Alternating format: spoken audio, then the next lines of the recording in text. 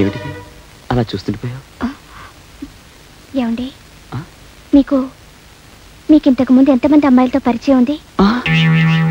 First night is best night అని first నుంచి పెద్దలంటుంటే ఈ స్వీట్ నైట్ లో ఇంత హాట్ క్వశ్చన్ వేస్తావా?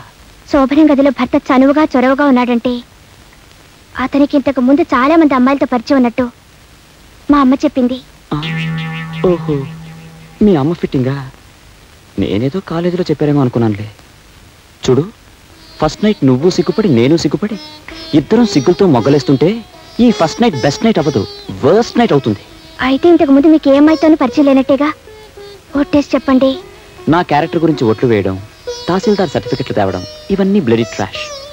వర్షం గురించి కథ రాసేవాడు వర్షంలో తడుస్తూ రాయనక్కర్లేదు కదా? అవును. అలాగే శోభనం రాత్రి గురించి తెలుసుకోవడానికి పెళ్లికి ముందు శోభన సీనుల్లో పాల్గొనక్కర్లేదు. ఎన్నో సినిమాల్లో శోభన సీన్లు చూపించారు.